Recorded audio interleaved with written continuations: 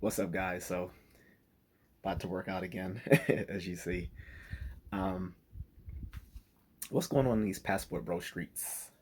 The so-called face of the passport bro movement, as dubbed by some non-knowable folks in the black manosphere.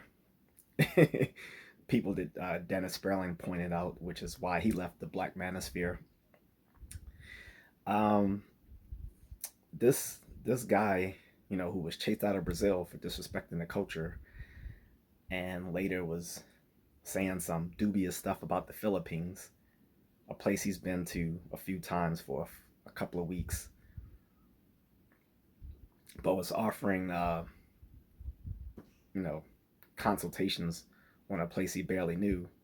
But whatever, it's now in Africa, all over the continent, and has seems to be a panda bear now. Like he said that he was 0% stop talking about black women and 100% start talking about black men. It seems because he's a little salty that he's not getting the same type of donations he used to from them after he went to the continent of Africa, saying, oh, because they're not giving him money, they must be self-hating. First of all, you're e-begging. Let's be clear. You can use whatever euphemism you want for donations, and I'll take them myself. I won't front, but yeah, it's begging, plain and simple. I don't care. I'm not saying that people shouldn't donate or that necessarily e-begging is wrong, but it is begging. And to sit there and chastise your core audience for not sending you money and calling them self-hating, that's some torturous reasoning going on there. Understand not everyone wants to see Africa. That's their preference. That doesn't mean they're self-hating. Maybe some are, but even if they are, so what? They can watch what they want. You're gonna tell people to watch and support me, or they're self-hating? Really? Where do they do that at? Oh, apparently Africa.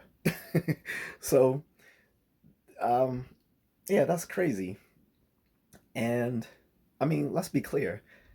Your core audience are black men, or was, and you think they're going to be as excited seeing stuff that they can see every day here in America?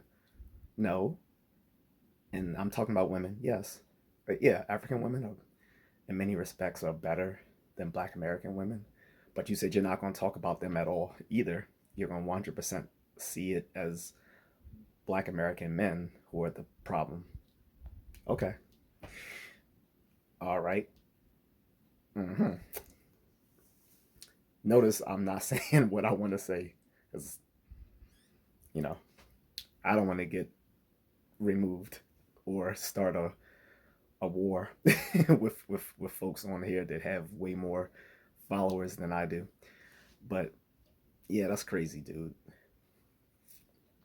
And like I said, it's begging for someone who was a six-figure earner from being a barber, allegedly. Kind of salty that you're not getting donations. Yeah. And again, not everyone wants to see the continent of Africa. People want to see what they want to see. Calling them self-hating is not going to make them want to help out or send donations. where where is it that when you insult people, they want to help you more? So anyway, that's why no one person should be the face of the passport bro movement.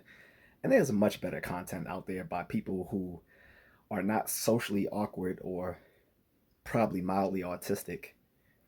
Although he being Gen Z, sometimes I really can't tell someone who's just a socially awkward person because they were born in the Gen Z era from someone who actually has some sort of mild or atypical autism.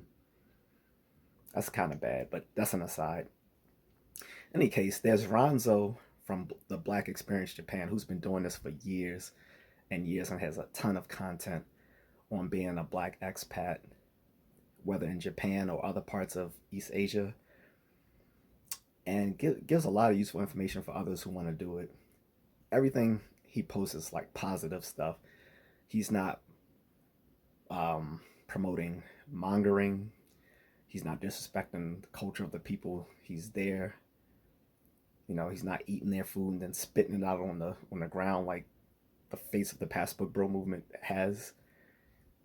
Um, he's not telling the women that they are such and such and getting into disagreements with the locals who also have YouTube channels and calling them feminists.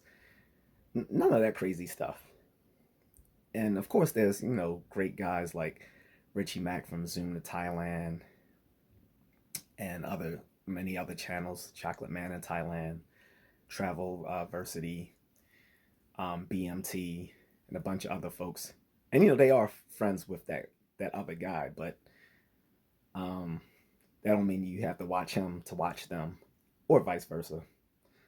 But just much better content out there than the inconsistent stuff that comes from a socially awkward person who I again I don't want to do any armchair diagnoses, but probably is mildly autistic. Looking at some of his content, not just from YouTube, but from like Twitter and TikTok. So you guys can watch what you like.